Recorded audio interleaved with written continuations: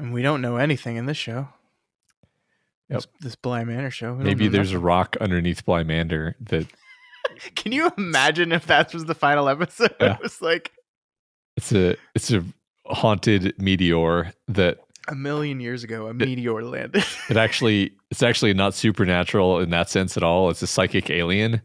And the psychic alien has made copies of the souls of these people and is projecting them psychically into the house. And that's actually... Both of the Hill houses were because a mating pair of these psychic aliens crashed in two different spots, and they're actually trying to get the humans to bring them back together. That's what this is all about. Just wait for the exciting conclusion to the haunting series, The Haunting of Planet Earth. Yeah.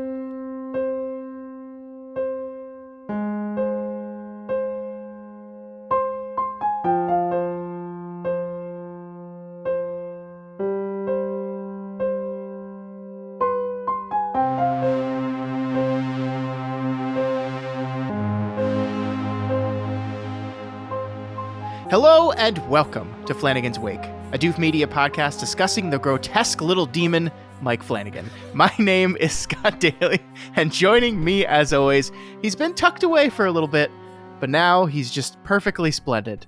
It's Matt Freeman. How's it going, Matt? No, I don't want to be tucked away.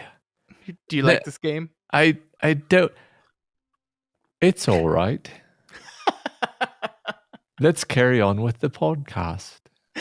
Actually, I should do this voice when I'm being possessed. This is... Matt has a theory. Fine. Matt has a theory. We're going to get into that. We are. This week on the show, we are continuing with Mike Flanagan's The Haunting of Bly Manor. It is episode 6, The Jolly Corner.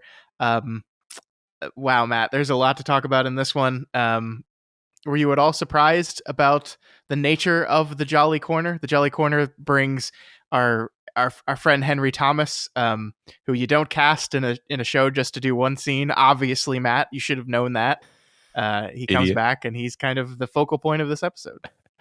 I was surprised and delighted in the ways in which it is a riff on that short story that we're going to talk about. Yep. And in the ways that it kind of takes the core idea of it and plays with it while not necessarily, being an adaptation of the short story, which I think is the case for most of these, really. But I think this was a particularly fun interpretation. Yeah, I mean, this was definitely one of those episodes that I was like, I'm so glad we read the short story. Like it's been a mixed bag from that decision. As we said at the beginning, and it remains true today, I don't regret the decision to spend a month on reading Henry James. Don't at all. I had a delightful time with it. But there have been some short stories where maybe we could have gotten away with skipping that one. This is one that I'm very, very glad we read. And I think it does. It is going to allow us to take a point of view on this conversation that I don't think we could have done elsewise. I agree. Before we get into the episode, we do have just a couple of quick announcements. I guess the one thing we should say, Matt, is this episode that we are sitting here recording tonight is going to be released on Thanksgiving morning. So if you're listening to this on the day it came out, happy Thanksgiving. If you're listening to a podcast on Thanksgiving morning, it means you're probably avoiding your family. So you're welcome. Right. Yeah, we understand and you're welcome. Yeah. I think I just wanted to take the opportunity to say thank you to all of our listeners on this wonderful Thanksgiving. We still have a week and a half, thank God, because I'm not ready for Thanksgiving yet, Matt. But just thank you all this has been a great year for us.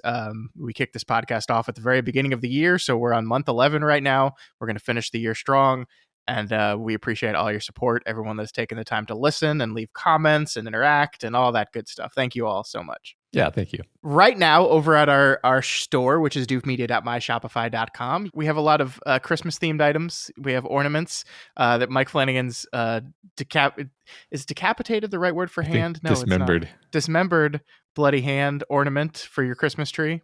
It's actually the Mike Flanagan Says Hi ornament. But yeah, there's a bunch of different things available. And I was told to tell you all that December 10th is the last day you can order something to guarantee it will arrive before Christmas. So if you want to give anyone a dismembered hand or a Crockett Island Cat Cafe mug, which you should do that before December 10th. And if you're looking for Bly Manor merch, I do have to say it just hit our store a day ago or so, which is a free drawn sketch on canvas print of Bly Manor, drawn by our wonderful merch creator. And Matt, I gotta say, have you seen this thing? I have. It's stunning. Yeah. They've outdone themselves yet again. Eliza drew this freehand, like no measurements, no ruler, no none of that. Please go right now. If you're wondering what we're talking about, even if you're not going to buy it, which you should, go to doofmedia.myshopify.com, look for the Haunting of Bly Manor canvas print, and just look at it. It's gorgeous. It's gorgeous. It's perfect. It's perfectly splendid in every way. And I love it. And I bought one myself immediately. We also put that on a mug and a shirt as well if you don't want a canvas print, but it's so cool. It's so great. It's awesome. Yeah. So if you want to get any of that stuff, make sure you order it before December 10th to get it in time for Christmas, and enjoy Decapitated Hand. Why do I keep saying decapitated? Well, that means head. It's close. It's close. Yeah.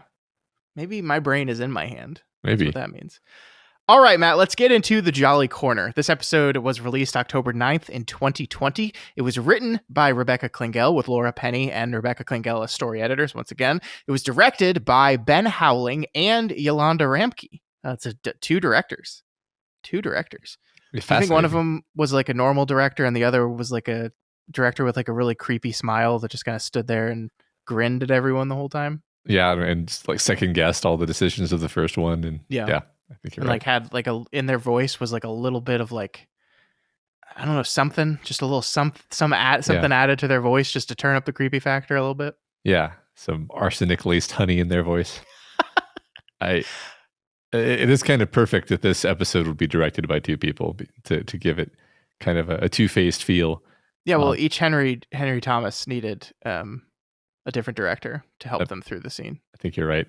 I mean, do you think it was as simple as one director for the Bly Manor scenes and one director for the office scenes? Is that possible? Very possible. I mean, like there's usually like multiple, I mean, this is true in movies. I don't know how true it is in television, but there is usually like multiple units. Like there's a first unit director. Like they usually do that. It just all kind of comes down to how crediting works on the episode. Crediting is really nebulous, as we've learned sometimes. So it could very well be one shot the Bly Manor stuff and one shot the office stuff. And they were so heavily involved in that area that at the time of crediting the director on this episode, they're like, well, it's both of them. They both did a lot of work here. Or it could just literally be like they both worked closely together on the whole shoot. I don't know. We don't know. I think my guess is the former, just because of like time constraints when you're making a television show, you know, like you don't have as much time. So like the idea that both things were being shot at the same time is probably true. There's not a lot of interaction of characters between the two locations, but I don't know. This is just me speculating. Cool. This was edited by Brian Jeremiah Smith once again, and a newcomer to our episodes. We have the director of photography, James Neist, who joins as the DP for this episode. I looked him up. I recognize the name. He was actually the DP on Hush, Mike Flanagan's movie. He was also a DP on Annabelle and some other horror pictures. He's done a lot of horror filmmaking. And we'll see him again on Mike Flanagan's The Midnight Club, which we'll be covering after Midnight Mass next year. So new DP, couple new directors, same writers. It's all good. Let's get into it. Let's do it. So Matt, how you feeling? This is episode 6. This is, if we divide the show into 3 sections for 3 episodes, this is the final episode of the middle section of the show, right? So, and I think even you could even say the end of the episode feels like a transition to the climax of the main conflict of the show has perhaps reared its ugly head when a possessed Miles sneaks up behind Danny and conks her in the head with, I didn't actually see what it was, something. Yeah. So how are you feeling about the show? Well, so first of all, I feel kind of dumb And I mean, I was talking with a friend the other night about how like I just really didn't start watching the show with the attitude of there's a bunch of mysteries to figure out. And I took all these things at face value. I didn't really pick at them. And then I feel like, basically sucker punched by all these revelations. For example, Hannah Gross being dead and then the ghosts possessing the kids. And in some cases it felt more predictable than others. But this is more of a like, how am I experiencing the show answer? I understand that, but I almost wish I could have gone back in time and watched it with the attitude of I'm trying to figure this out instead of just letting it kind of wash over me. But then I might have had a very different experience with it. So I don't know. Maybe I don't wish that. I don't know. Yeah, I mean, I think for like the only thing that would have specifically benefited was like the sections of the podcast where I say, Matt, predict what's going to happen, and maybe you would have had some different kind of predictions. I mean, I think this is definitely a show with reveals. Mm-hmm. We learn things about characters that we did not know going in.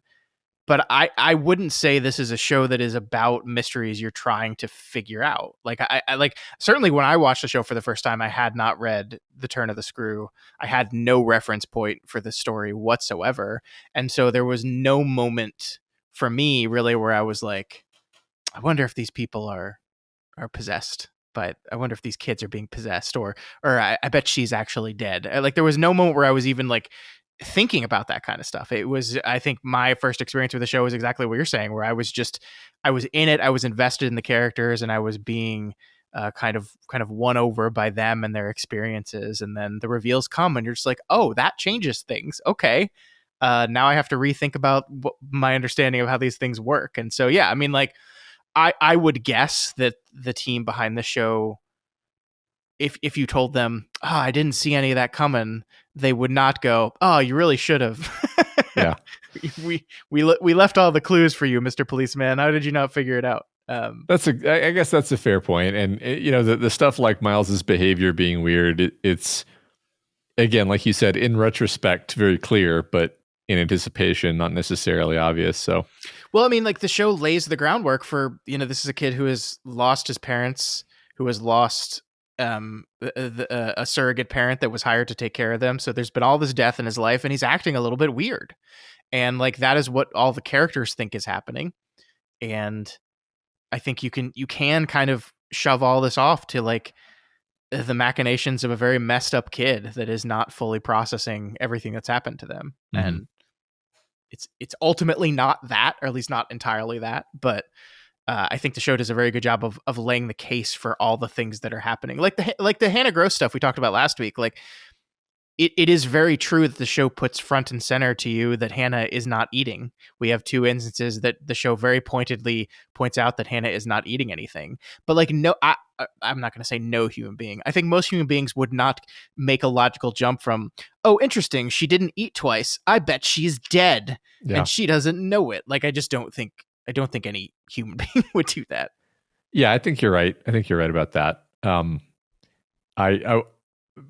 Before we move on from Hannah, I just wanted to make one comment about the you pointed out last week, I think, that we never see her enter or leave a room. Mm-hmm. And this week she's really only, I mean, we see her a couple of times, but there's really only one scene where she's like got a speaking role. Yeah. And in that scene, she's like standing by the door, and then there's an explicit back and forth where Danny asks her like, where were you this afternoon? And she's like, oh, I suppose I was around. And she see, and you kind of understand like, yeah, this is how she was acting. This is how she was behaving when we were watching her earlier, where she's always kind of just here suddenly, and there's no time and there's no sequence for her anymore. And then when the shot is like from the perspective of the corner of the room looking at the door, and Danny starts walking toward the bed to come check on Flora. And as Danny visually crosses over where Miss Gross is standing, Mrs. Gross is no longer there when she passes. which, she could have just walked out of the room, right? But primed based on that conversation, it's like, yeah, you never see her enter or leave her room. I love that. Yeah, it's great. It's great blocking just to nail that perfectly, to block her space. And yeah, I'm sure what the actress actually did is just walked out of the room, right? Yeah. But like the fact that the movie or the show does that, I agree. I love it so much. Yeah. And that's kind of how I feel about this episode. By the way, I really, really like this episode. I have very distinct, strong memories of episode 5. We talked about that last week. I have less strong memories about this one. I definitely remembered the Henry Wingrave stuff. Like, I knew we were going to get to the episode where he hangs out with his creepy, smiling version of himself, and that we learn that he is the one that has been calling Bly incessantly. I remembered that, but I didn't remember the episode as a whole as much. And I just really, really enjoyed every bit of it. This is another one of those ones where I popped the episode on after we finished a recording of something else and meant to just watch the first few minutes of it, and then found myself just completely engrossed in watching the entire thing. Yeah. I had the thought while watching it that it was my favorite episode. And I don't know if I could like make a principled case for that now. Not that I need to, but it's just I really enjoy this kind of tale of like a person tormenting themselves over their mistakes, and that being dramatized in a way that's very metaphorical, where he's actually talking to himself, and we're seeing he's dipping in and out of the memories, which is really just him sitting there with a glass of scotch / bourbon, drinking himself into a stupor, but he's torturing himself with his past and his self-hatred, and it's all elevated with the stylistic choices like this. Yeah, I agree. I think it's great, and I think this is one of the quote unquote ghosts in the show that is not a ghost, is just a physical representation of the guilt and torment that someone is putting on themselves. Because we eventually get I love that the way we're introduced to Henry Wingrave's alter ego. I think that if you turn the subtitles on, it just says alter ego, which I think is perfect. Like, when we're introduced to this character, the first time we meet him, he doesn't talk at all. He just grins. He just has that horrible grin. And then eventually he talks as the show goes on. And then by the time we get to the end of the episode, we kind of are told why Henry specifically created this version of himself to torture himself with. And it's because of the final words that Dominic gives him as he leaves. And that, I think, is just absolutely perfect. Just the idea that, like, he's confronted, and yeah, I mean, I guess we should just say it that, like, the other thing we learn is that, surprise, Henry is the father of Flora. He's had an affair with Charlotte, and all this comes forward over the course of the episode. And just like, once again, like, the first time I watched this, you see Henry Thomas in the role, and you're like, oh, the Flanagan Henry Thomas, and he's back to, and then he disappears from the show, right? Mm-hmm. And he's kind of just like a figure in the distance that they reference multiple times, the calls to him, and then suddenly he's back, and we're doing something with it. And it is such an interesting twist on the turn of the screw concept, where the uncle character was just an asshole that didn't care about the kids. Like, that was his role in the story. Like, I don't want to deal with this. I don't want to bother with this. You deal with it. I'm going to hire someone. Don't call me. I don't want to be called. And it's like Mike Flanagan and his team looked at that idea and said, that's an interesting character. Can we complicate that? And can we make a reason for that? Can we tell a story that defines why a human being might behave that way? What one reason is maybe they're just an asshole, and the other reason is maybe there's something a little bit more complicated there. And yeah, I love the choice to flesh that out and to make this character who is, like, so sympathetic, while also you're like, but also it's really fucked up. Yeah. To fall in love with your brother's wife. I was thinking about that a lot. Like, the show, this episode really, like,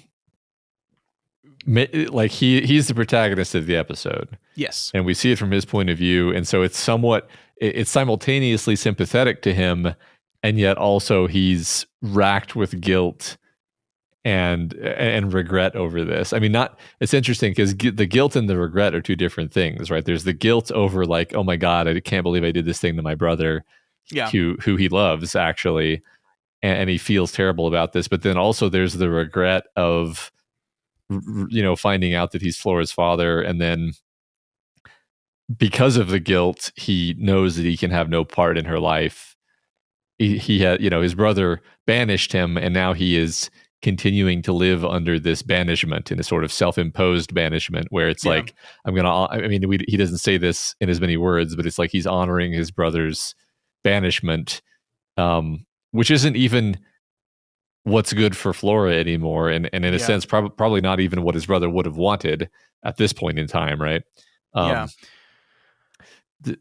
So I wanted to talk about the Jolly Corner a little bit more because because you were just talking about how they took something from the Turn of the Screw and they made it more interesting. I think they kind of did the same thing with the Jolly Corner. Like they took an idea from the Jolly Corner, and in my opinion, it's like they reached below the surface layer of the Jolly Corner story, and they took like a deeper layer of the story. So the Jolly Corner, just to remind everyone, it's a very simple little story. It's sort of a sliding doors story, how might things have been if my life had been different type of story. Yeah. About this man who he returns home to America after living in England, and he's walking around this old house that he happens to own because his family owns property, and I'm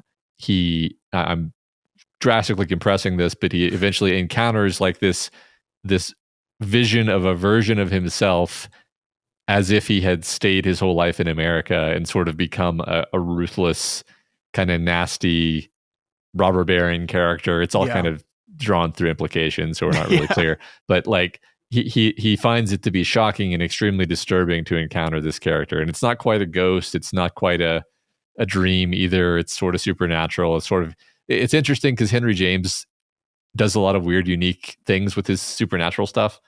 Anyway, we talked a lot about the idea of it being a, the road less traveled sort of story.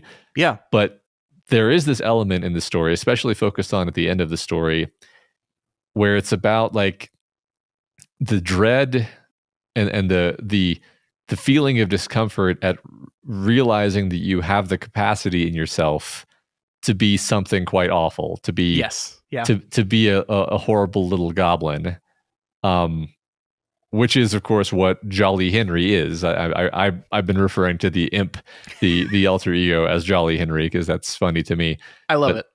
Like this is him realizing and struggling with the suffering caused by the realization that he has this part of himself that is just awful. He hates this part of himself, and we externalize it again. We stylize it by externalizing it and everything. I love that so much. But he's stuck with him. He's trapped with him, and he will spend every evening, every night, drinking a drink with this terrible version of himself, forced to look at him, forced to relive the worst moments of his life over and over and over again. It's great. It's so fascinating and wonderful. And Henry Thomas, we were joking about this before we started, but I don't know how Henry Thomas does this grin that he does for the Jolly Henry version. It's terrifying. It's a terrifying grin. Very, very good job, Henry Thomas. Don't know how you pulled that off, but it's legitimately great. And it's like, I love this idea that we're in this story that has real ghosts in it. There are real ghosts in the story, but now kind of 2 episodes with the Edmund episode a couple weeks ago and this episode, we are introducing the idea that perhaps that we are going to show all different shades of what ghosts are. Like we talked about this in Hill House, right? We had the speech of like what ghosts are. Ghosts are a memory, ghosts are a wish, ghosts are yada, yada, yada. Sometimes those things are real, physical, actual ghosts. And sometimes there are things that are just haunting us proverbially so much that we end up externalizing them in some force. And I do think, we kind of talked in the Edmund episode about, is Edmund a real physical ghost? I think pointedly, by the way, Edmund does not show up in this episode at all. I would say that Danny's relationship with Jamie moved forward quite a bit and there is no Edmund in this episode. So my opinion and my feeling on this has always been that there are ghosts at Bly, and then there are manifestations of people's feelings, and those are two different things. And I think Jolly Henry and mere Edmund are just an externalization of a very, very strong feeling that characters are having and going through. And I think that's neat. I think it's like that we can play in both of these different spaces within the same thing. I think it's cool. It's like we talk about this as these series of shows, these 2 seasons are called The Haunting of, and they both feature all the different ways in which things can haunt you, both literally and metaphorically. Yeah, I mean, I think that's pretty. That is pretty cool. Because in both of these cases that you just talked about, it's like the character is being haunted by a specific regret, right? It's Danny is haunted by the regret of what she feels she did to her fiance. Yeah. Wingrave is haunted by the regret of what he feels that he did to his brother. And they manifest. Yeah, which by the way, we should just say it that like part of his guilt is that they took this trip to India where they died specifically because of what he did to his brother. Like the betrayal to his brother that damaged their marriage is what encouraged them to take this trip to, she says, retrace their honeymoon and try to save this marriage is her goal for this. So he not only is he carrying the guilt for the betrayal of his brother, the unrequited love of his brother's sister, the guilt around being the father of Flora, but then he's also carrying that he's blaming himself for their deaths as well, which is a lot. Which is a lot. Yeah, we should talk about one of our rare disagreements about this, actually. Okay. So my interpretation, my interpretation was partly based on just the general context and partly based on what Jolly Henry says, is that it wasn't just like an accidental car accident or something in India. It was actually perhaps an intentional car accident, or perhaps something else entirely, that Wingrave had intentionally done something that killed himself and his wife. And that was just my honest interpretation walking away from the episode. Like, I think I said something to you like, oh yeah, and we learned that he actually that it actually wasn't an accident, that he actually drove his brother to murder suicide, and that's even darker. And you were nonplussed by this because you were just like, I didn't interpret it that way. And then once you said that, I was like, okay, maybe I was more certain than the evidence warrants, but I still think I lean that way, honestly, after thinking about it. So the line that you're building off of is when at the end of the episode, when Henry decides he's going to Bly because he picks up the phone and it's disconnected for some reason. He decides he's going to go to Bly, and his Jolly version, I love that we're calling them this now, is trying to convince him why that would be a terrible idea. And it's like, yes, go there. And he says, go there and tell them what really happened to their parents and tell them why they were on that trip in the first place. Mm-hmm. And so I think it's fair to hear that line and then make that conclusion that perhaps there is something more insidious to what the accident that killed them was. I guess my only counter to this is I just didn't get the vibe from Dominic Wingrave that he is the type of person that would do that. I think the scene in the kitchen where he confronts her about this, fantastic scene. I love the scene so much. Like he's sitting there in the dark, and it starts out like you could be fair to assume that it starts off with kind of a creepy vibe because he's sitting there alone in the dark, and she flips on the light, and she almost immediately knows what's up. Yeah. And so she's like, oh, I was just going to get something to eat before bed because it's just going to be such a busy day tomorrow. Yada, yada, yada. Yeah. He's Yeah. and he's just standing there silently. And then the second she realizes that this is the conversation that she's probably been dreading for the last 5 years, 6 years, she pulls the chair out and sits down next to him. Mm-hmm. But after that point, the tenor of the conversation in my mind is really just Dominic is brokenhearted. Like, he's not angry. We don't see him angry at Charlotte in that scene. He's just devastated. He's just devastated that she did this to him. And we see him when he confronts his brother about it, he carries the kind of righteous anger towards his brother for it.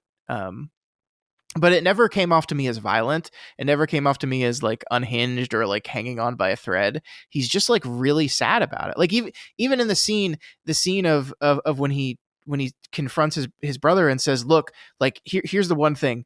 She's my daughter in every way that matters. She's like, when some stupid boy breaks her heart, I'm the one that's going to console her with it. I'm the one that's going to walk her down the aisle. I'm the one that's going to do this."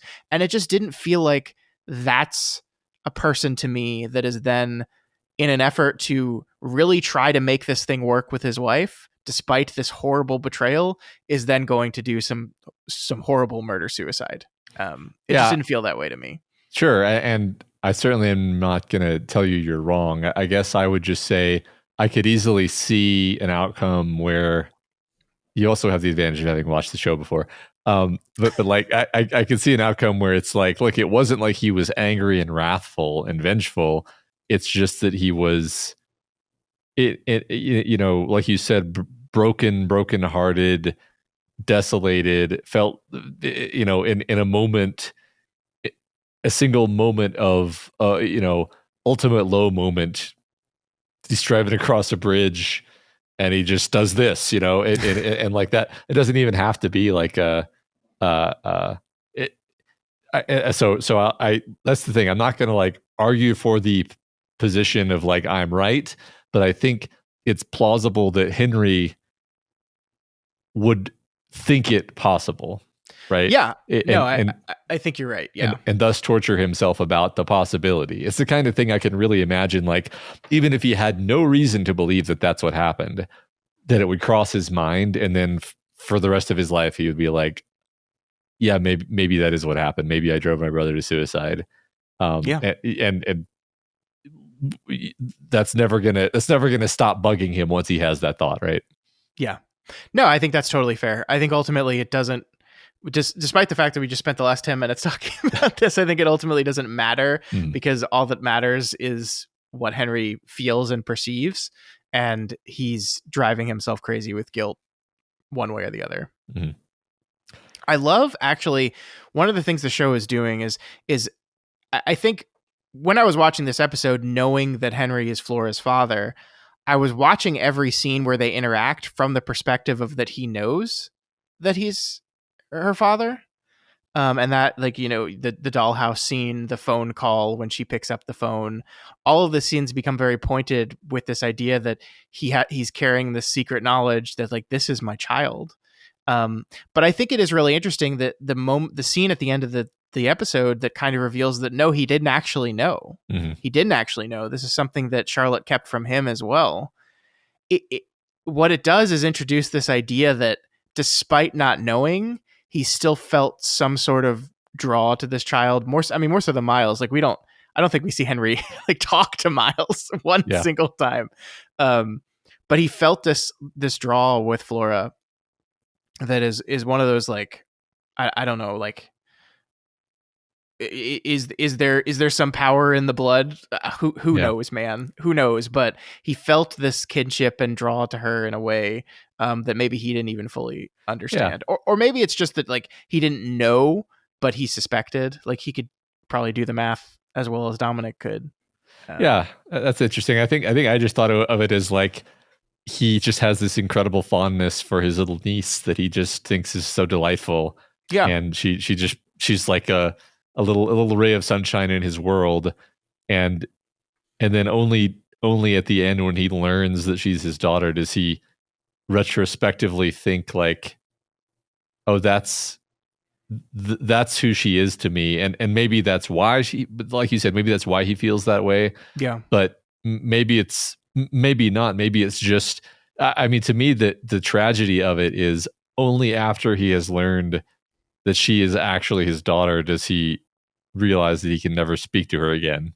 Yeah. And which, again, he's holding himself to this even after. So the implication is that even after he has learned that she is his daughter, he has never spoken to her consistently since that time. Correct. To honor the banishment, right? So and the most he will do is he will call Bly over and over and over again, just hoping that Flora will pick up. Maybe not even to talk to her, right? Maybe just to hear her voice is all he wants. Again, you're right. Is this entirely self-imposed thing? Dominic is gone. He's dead. And the banishment that like both Dominic and Charlotte are gone, and this banishment, there's no reason to uphold this, but he's staying true to it. I think you're right. It is just to hear her voice, because I feel like even if she answered, I don't think he would say anything. I think he just literally just wants to hear her voice. Yeah. I don't know if you remembered, there is a I think it's in episode 2 or 3. There's a moment where the phone rings and Flora starts to go get it, and then I think it's either Owen or it's Danny that says, no, I'll get it. And like in retrospect, that's a heartbreaking moment too, because if they had just let Flora go pick up the phone, Henry would have at least gotten a little bit of the thing he wanted. Yeah. And then just to round it out, I guess, like this becomes plot relevant because the phone is dead, and now he's like, I've been calling this house at all hours for the last several years and the phone is not supposed to be disconnected. And then he immediately leaves to go, which, after kind of, again, he's somewhat sympathetic, but also he's kind of awful at the same time. You feel complicated about him. So you are kind of relieved to see him immediately do what needs to be done, right? He's going to go to Bly Manor, even though it's breaking the promise to his brother, because he is afraid that something has happened. And surely something has happened, and he's going to need to, save them from possessed Miles or whatever it turns out to be. You can kind of imagine he's almost gone a bunch of times before, and then the jolly Henry version has talked him down, just like it tries to do this time. But yeah, in this instance, it seems like there perhaps is a clear and present threat. Yeah, the phone being disconnected, of course. And so he's going to do it. Although he is like trashed, right? Like he's really drunk. So that's also a concern. That was something basically I was like, I don't think that it's just going to be like he died on the way to Bly. That would be very anticlimactic. Yes. Yeah. But he's not going to be like at his best, right? I have to say, though, if we're criticizing Henry, which we should, because he did a terrible, awful thing, kids, don't sleep with your brother's wife. Just a general rule for life. Don't do it. Bad call. If you are sleeping with your brother's wife and you are in her room and her little girl comes knocking on the door because she just had a bad dream or saw a ghost in this instance, maybe don't stand like in full view of the open door, putting your clothes back on. Maybe like just until she leaves, like hang out in the corner a little bit. Yeah.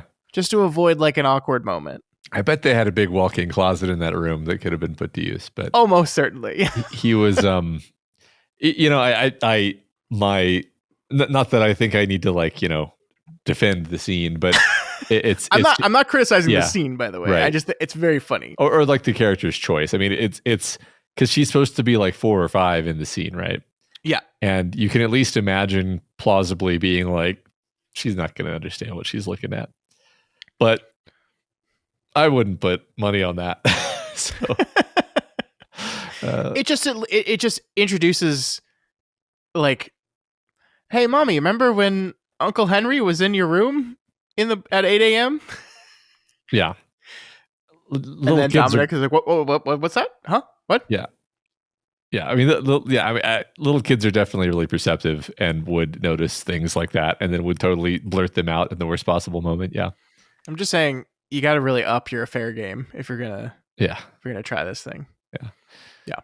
Well, they weren't trying very hard, were they? I love and hate. I mean, I was so uncomfortable during the scene where he calls the house and his brother is there and his brother his brother doesn't answer the phone, but his brother is like, hey, so why'd you call?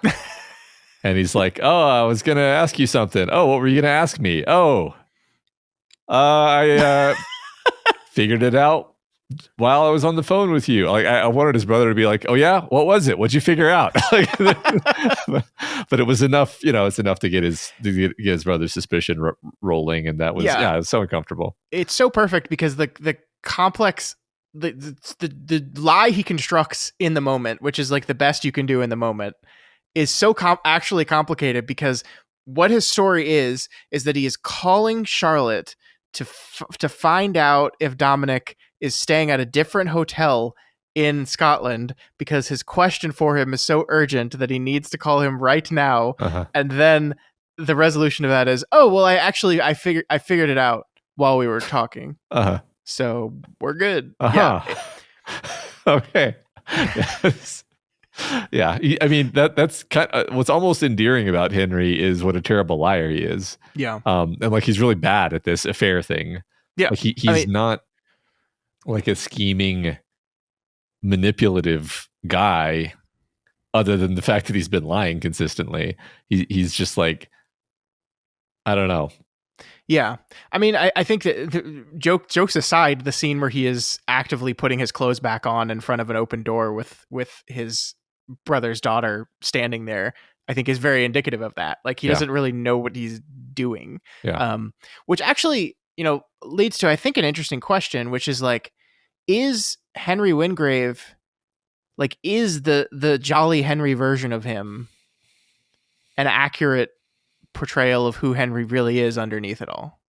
Because of course Dominic said it, right? And Henry internalized that and believes it, and that's why he keeps interacting with him and is forced to look at this version of himself day after day, night after night. But is that an accurate portrayal of who he is as a person? I mean, if I have to give a yes or no question, I want to say no. But the more nuanced answer is like, he's really afraid that is who he is, and when he looks at his own actions in his life, that's who he sees. And like the fact that he hates that part of himself kind of tells us, well, that's not the whole story. He acted in ways that he thinks are monstrous, and that tortures him because he doesn't understand. I think we've all, fair generalization to say we've all made mistakes, and we've all at some point done something that we, even at the time, maybe we're like, I shouldn't do this. Maybe as simple as like eating a candy bar when you're on a diet or something, right? Like it's you're just like, why did I do that? Like why? And it's because, I mean, I use that simple example because it's just a perfect example to show how like we're not these like holistic beings that are just like, I decide things and then I do those, and then I do it, and I'm a concrete agent that makes choices and takes actions. It's like, no, you're not. You're a whole bunch of different pieces that want different things at different times, and sometimes you do something and you're like, God damn it, why did I do that? And that's and so like there's a part of him that he hates, and it's that, and that is real because he did make those choices, he did do those things, but the rest of him despises that, and that's just like inherently super dramatic and interesting idea. Yeah, I agree, and I love what you said there. Like the candy bar metaphor was perfect because in this case, the candy bar was it belonged to his brother. Yeah. Like I think sometimes when people are talking about stories and when they're talking about characters, and they're like, we tend. I mean, we all do this. Like we're reading a story, we're seeing character, and not just characters, but like people in real life sometimes too. And we see these things as clear. It's clear from the outside, clear right of wrong, clear what decision you should have made and should not have made. And I think it is very good to be reminded of like, sometimes people just like through a series of bad choices just find themselves in a situation that like, if they were to step back and even look at themselves, just like you said, they would be like, well, yes, obviously I'm not going to eat the candy bar, but yet here I am eating the candy bar. How exactly did that happen? And then like, how did I not only eat the candy bar this time, but then find out I'm eating the candy bar tomorrow and the next day, and then suddenly I've impregnated the candy bar with the child. But like it is the ways in which people can in the like, not even in like an overarching like I am making a grand decision about myself way, but it's just like the minor ways we rationalize from moment to moment, from second to second. It just like snowball into choices, right? And I think like people are complicated, and good characters are complicated too. So yeah, I mean, like this is a guy who did a terrible thing. Obviously, it's an awful thing. But like, how did he even get himself in that? Like, we do see, I believe, the shot, the wonderful shot with the two of them on the couch making out is perhaps one of the first times they've, you know, actually acted on the way they were feeling about each other, possibly.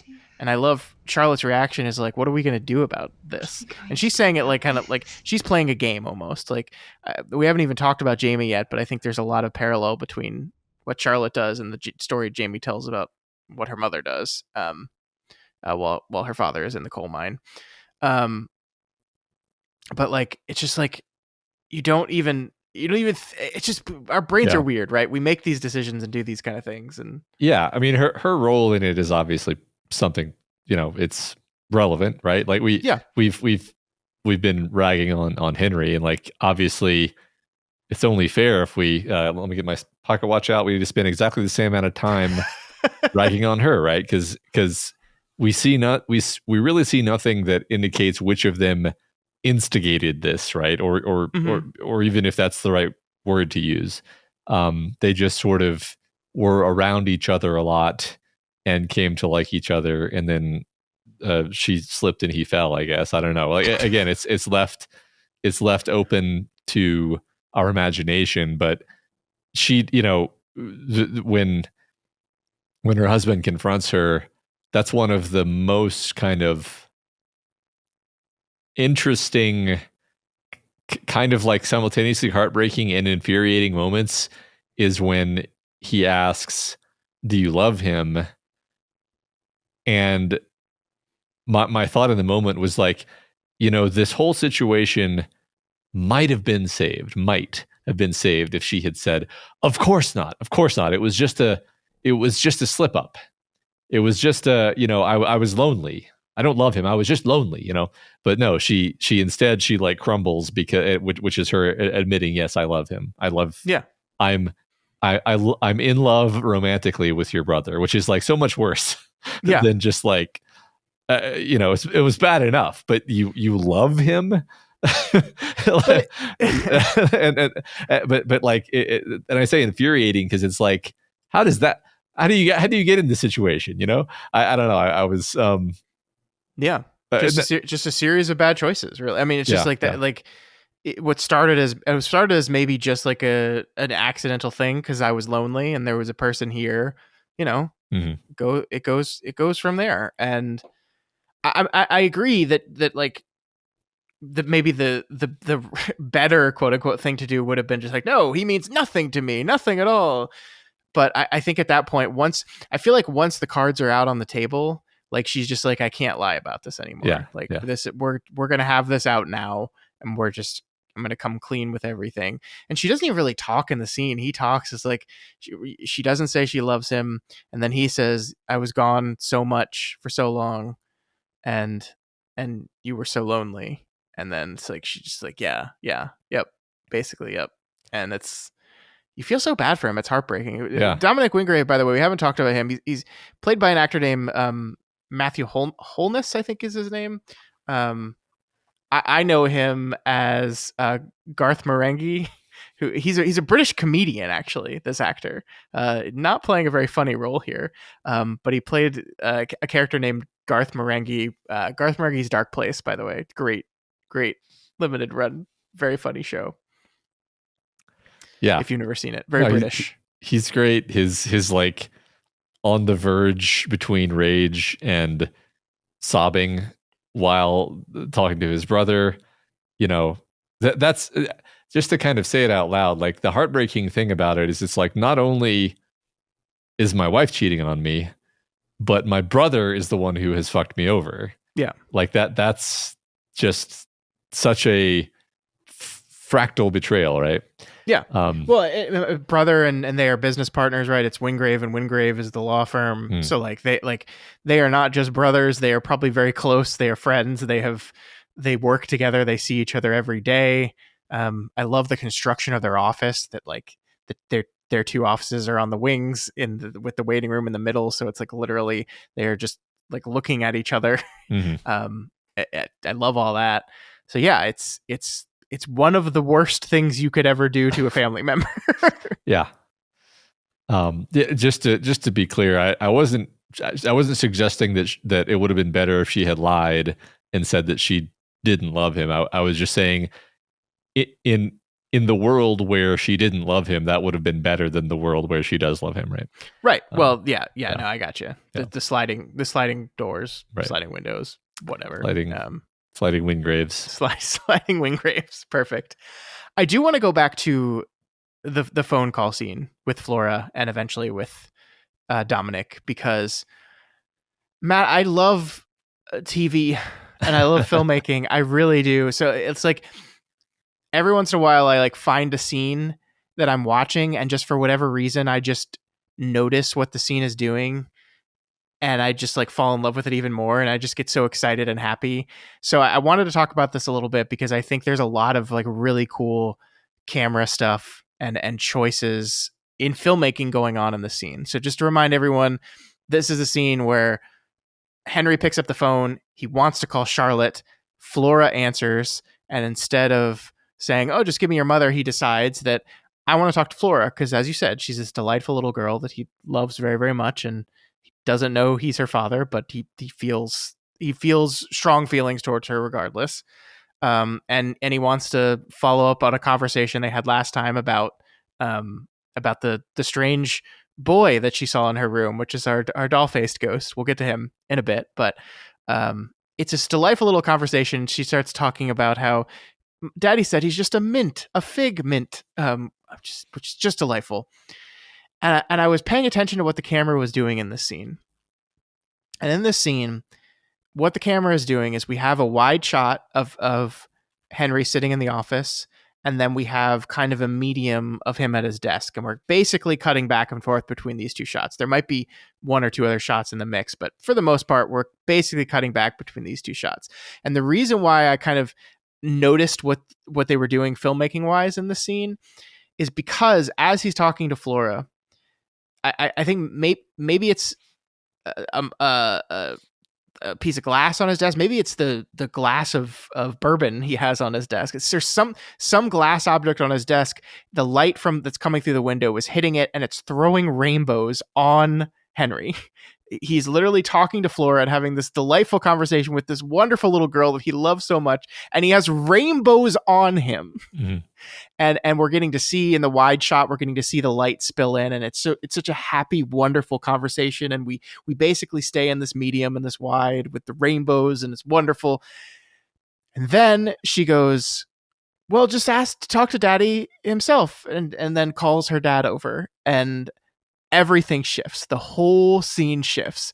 Instead of we don't go to the wide anymore. We go just to a medium, and then the medium shifts over where the camera moves just enough that the light coming through the glass is no longer spilling rainbows on our character. And then the camera starts slowly pushing in as that conversation you were talking about, and Henry desperately trying to come up with a lie that explains why the hell he's calling Bly right now. As that happens, the camera is slowly pushing in on him. So we've left the wide behind. We were in a medium, and then we're slowly moving into a close-up. As this really ramps up, as the tension ramps up, as Henry is desperately starting to feel trapped in the conversation and trapped in his lie as he goes on, the camera pushes in more and more and more. And by the end of the scene, Henry's face is almost filling the entire frame, and we feel just as trapped and confined, as claustrophobic as he feels in the conversation. And that, Matt, that's fucking filmmaking. It's so good. And it's like none of this stuff, the average viewer probably not going to notice a bit of it, right? But they're going to feel it. They're going to feel the emotional shift. They're going to feel the change. And it's not just because it's said in the script. It's not just because of what the story is doing. It's because the story is working in tandem with everything the directors and cinematographers are doing to really drive home the emotion you're supposed to feel in the scene. And I fucking love this shit. Yeah. I love it so much. What I love about that is when you mentioned that to me when we were talking earlier, I could like see in my head what you're talking about. It's like, yeah, that was there, but I didn't notice it in the moment, and in fact it doesn't draw attention to itself, right? It's not like the camera swoops in and like the light like shadows suddenly. It's a sequence, and it's an organic sequence where it's like, nothing unnatural happened here. It's just these little choices built upon each other to make you feel the discomfort. Movies, man. I know this is TV, but movies. It's great. Best medium ever. Yep. Let's talk about Flora a little bit. I think this is a good way to transition to Flora. So, we found out last week that Miles is being possessed by Peter Quint. We did not know that poor little Flora Wingrave is also being possessed by Rebecca Jessel. We did not. I feel like this one was a big strike by me, because I had the fleeting thought while we were talking in last episode, like Jessel's probably also inhabiting Flora, because that would be the connection to the turn of the screw would imply that that's also happening. And then I didn't say it, and I didn't even particularly think about it afterward. So I wasn't really surprised to see it in this episode. I was just annoyed that I hadn't said it. Sure. Yeah, I mean, I think it's kind of fair to maybe not immediately jump to that line of thinking, because, like, I mean, the things we know about Peter Quint, it's perfectly reasonable that he would do this, right? He is a possessive man, and he's selfish and possessive, and is willing to take what he wants from people. So the idea that he learns that he can do this thing and decides he's going to do it makes perfect sense. That is not who Rebecca Jessel is, right? And so one of the, I think, the questions that hangs over this reveal is, why is she doing this? Like, it is very clear that Flora does not like this, that we kind of learn what happens to the person while they're being possessed, and they're basically, as Flora describes it, as being tucked away. She is tucked away in her memories and is forced to relive memories. And for the most part, they're happy memories, right? She's memories with her mother, for the most part. I do like the structural way that the memories that she's tucked into tie into what we're doing with the Henry story. It's very, very clever writing. I like it. But she always kind of realizes at the end of it that she's this is fake. This is not real. I think the realization of, like, I'm too old. I'm too old. I was 5 here. I'm 8 now. This doesn't make sense, and it frustrates her. And as does her constantly waking up, finding herself in a different place, waking up, having people look at her like she's weird, coming downstairs and saying, "You're eating dinner without me," and everyone's like, "No, you ate dinner already. What are you talking about?" She doesn't like this game. She doesn't like this. And so why is Rebecca Jessel, a person who, from everything we understand about her, is a good, decent, kind person that did genuinely care about these children, why is she doing this? And I mean, from my perspective, we know very little about who she is, right? I mean, you're right. Everything you just said is true. We have no reason to think that she would do something malicious or what have you. But, like, the big Jessel reveal has not happened yet, right? We got the Two Faces Part 1. We have not had the Two Faces Part 2, right? Yeah. And we don't know how she died. You're right. Yeah. And we haven't even, as far as I remember, have had, like, an episode that really was her episode. Yeah. And I feel like that's what that's going to be, is like, who is she really? I mean, maybe we understand her motivations at this point, but maybe there are things we're missing. And also, in terms of her ghost, we've seen brief flashes of her ghost in this show, never speaking until this. This is the first time we see her ghost talk. You're right. Yeah. Exactly. And she doesn't give us much to go on. And much of what she says actually is kind of a curveball, where my interpretation of her, some of the stuff she says in this episode is like, maybe she doesn't even know that Peter Quint is a factor here. Like, maybe Ghost Jessel doesn't even know that Peter Quint is dead, much less that he's possessing Miles. Because she seems kind of, the reason I say that is she seems taken aback when when Flora mentioned something about this, like confused and surprised. Well, I mean, I think the interesting thing that we see in that sequence is she confronts Jessel and like tells her, "I don't like this game. Don't do this anymore." And then she brings up Miles, and what you like, Jessel's response to like, Miles is perfectly splendid, except when he's not Miles, and she seems surprised and taken back by that. Right. Yeah. And then, but we see her like run, right? Like the conversation makes Rebecca uncomfortable. Ghost Rebecca uncomfortable, and she runs from it. And that is when Flora like pushes her on it and is like, "No, don't do that. You always do that. Don't go away. Like, come back here. Let me see you. I'm trying to talk to you about this." And she's forced to come back. And that, of course, is when Danny walks in the door and then sees a woman she knows to be dead sitting on Flora's bed. Great face acting from Victoria Pedretti there. They like the immediate like, come here, Flora. Come here, right. Flora. Yet more stuff making us love this character is that her first instinct is just to help the little girl, right? Not to run, not to scream, but to get Flora over to her. Yes, 100%. So just like, I don't know if... So I was just noticing in this episode, other than the fact that Danny has her mirror ghost, she never really seems to see... Oh, that's not... Sorry, I'm wrong. I was going to say she never seems to see any ghosts, but she has seen Quint a couple times. Yeah, and also Hannah. Of course, but everyone's seen it. Everyone sees Hannah. But then, like, in this episode, we see that moment where she kind of sees the doll face boy for a second. Yeah. But like, it's like she thinks she sees him, and then she turns around and he's not there.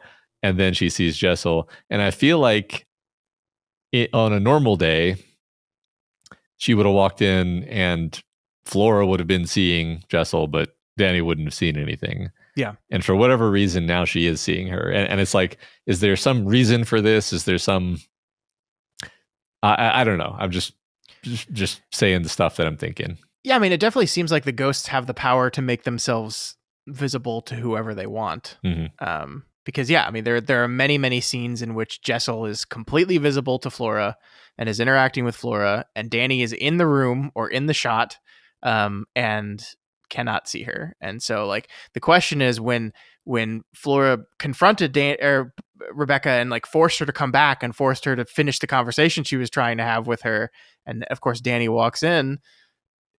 Was this Becca going like, "Oops, I on my be visible to people dial, I just turned it a little too far to the right. Oops." Yeah, right. Or was this a little bit more intentional? Yeah. Because I mean, like, because Peter shows up as well in that moment, right. and certainly Peter could make himself not be visible by her. I mean, Peter's made himself visible to her like 6 times by now. Like, he's doing it to specifically fuck with her. Yeah, just to stare at her. Yeah. I'm thinking of these as AOL Instant Messenger away settings. Oh crap! I meant to say invisible. That dates us so much, Matt. None of Gen Z knows what we're talking about. They're like, what? Yeah. Well, yeah. I mean, it's fun to speculate on these things. I don't know if we'll get like clear, like, I don't think we're ever going to like clearly define the rules here. And I certainly don't want us to. I think that would kind of kill the momentum of the show if we stop and be like, here's how the ghost visibility spectrum works. Yeah. It's just something that crossed my mind. Yeah, no, I mean, it does beg questions, I think, ultimately, of like, because we do have the central question of like, what is Rebecca doing? Like, we understand, we don't maybe understand Quint's like full motive of why he's doing this, but like, he's pissed off about being dead, and he wants to be alive, and he wants to smoke, and he wants to be an asshole, and he wants to be in control. He wants to possess, and he can't do that as a ghost. And so when he's inhabiting the body of Miles, he's able to do that. And so that motivation makes sense. Just the Becca one is a bit of an enigma still. Is she? Yeah, I think it's interesting. You said, maybe she doesn't know Peter's dead. That's possible. Maybe she's in league with him. Maybe they're working together to do something. What? I don't know. Yeah. Unclear. And I think, is the next episode the Two Faces Part 2? It is, yes. Episode 7 is the Two Faces Part 2. Because I feel like the way this episode ends, we're leading into, the climax. So. Yeah. Becca looks into the camera at the start of the episode and says, "You're probably wondering how I got here." Right. Yep. Right. I have been. So yeah. I mean, the interesting thing about this is, in the conversation you and I were having earlier today, was like, in retrospect, the moments in the show where Miles was being possessed by Peter, again, in retrospect, become very clear, right? Like, all the particularly gross behavior we talked last week about, like when Peter is Miles, he really likes to have like put his hands in his pockets, like he holds himself differently, he feels different, to the point where even if you weren't thinking possession, you were like, oh, it really feels like Miles is a little two-faced at times. That's weird. It's not quite that easy with Flora, right? Like are there moments, like what moments could we definitively say that Flora was not Flora? And I don't know if we know that for sure. Yeah, I almost feel like I'd have a better shot at saying what moments Flora is Flora. Because anytime she's talking about her parents being dead and that being sad, I think that's Flora. Anytime she's like morosely doing grave rubbings like a Victorian child, I think that's Flora. I think anytime we're seeing her be sad, like earnest and sad, and like kind of sweet but not like saccharine sweet, I think that's Flora.